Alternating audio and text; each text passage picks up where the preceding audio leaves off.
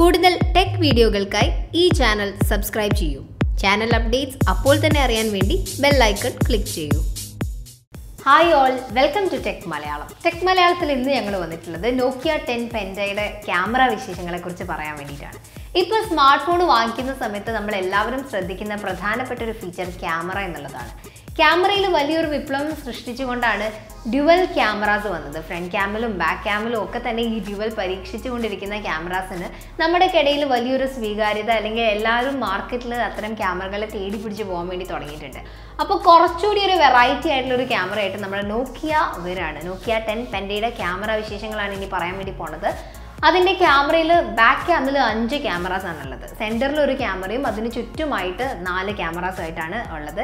ഈ 4 ക്യാമറാസ് വെച്ചിരിക്കുന്ന ഡയൽസ് പരസ്പരം ഡയൽസ് തിരിച്ചുകൊണ്ട് നമുക്ക് വേണ്ട ക്യാമറാസ് ഓരോ ക്ലിക്കിനും യൂസ് ചെയ്യാമെന്നാണ് വന്നിട്ടുള്ളത്. ഈ ക്യാമറകളുടെ ഫോക്കൽ ലെങ്ത്തുകൾ പല രീതിയിലായിരിക്കും. സെൻറ്ററിലെ ക്യാമറയ്ക്ക് ഒരു ഫോക്കൽ ലെങ്ത്തും മറ്റുള്ളവയ്ക്ക് വ്യത്യസ്തമായിട്ടുള്ള ഫോക്കൽ ലെങ്ത്തും ആയിരിക്കും ഉണ്ടായിരിക്കുക. നമുക്ക് ഫോട്ടോസ് എടുക്കുന്നതിനനുസരിച്ച് അത് മാറ്റി ഇഷ്ടമുള്ള ലെൻസസിൽ ഫോട്ടോസ് എടുക്കാൻ വേണ്ടി സാധിക്കും എന്നാണ് പറയുന്നത്. നമ്മുടെ ക്യാമറ നിർമ്മാണ രംഗത്ത് അഗ്രഗണ്യരായിട്ടുള്ള സെയ്സാണ് ഇവർക്ക് വേണ്ടിയിട്ടും നോക്കിയയുടെ 10 പെൻറ്റ എന്ന് പറയുന്ന പുതിയ മോഡലിന് വേണ്ടിയിട്ടും ക്യാമറാസ് ഒരുക്കുന്നതെന്നാണ് വിപണിയിൽ നിന്ന് ലഭിക്കുന്ന വിവരം.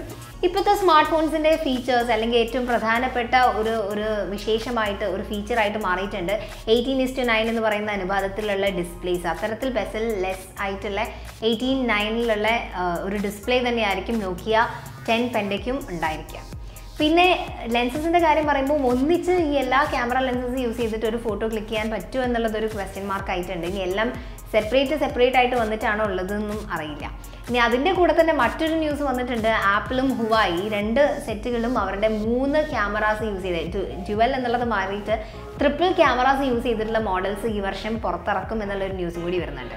അപ്പോൾ എനിവേയ്സ് നോക്കിയ 10 പെൻറ്റയുടെ പുറത്തിറങ്ങിയിരിക്കുന്ന ചിത്രവും ഈ വന്നിരിക്കുന്ന ന്യൂസും ഒക്കെ യഥാർത്ഥമാണെങ്കിൽ ഇപ്പം കേൾക്കുന്ന എല്ലാ ക്യാമറ ഫോണിനേക്കാളും ഏറ്റവും മികച്ച ജനസ്വീകാര്യത നേടാൻ വേണ്ടിയിട്ട് ഈ ഒരു നോക്കിയ 10 പെൻറ്റ എന്ന് പറഞ്ഞ മോഡലിന് സാധിക്കുമെന്നുള്ളത് നിസ്സംശയം പറയാം.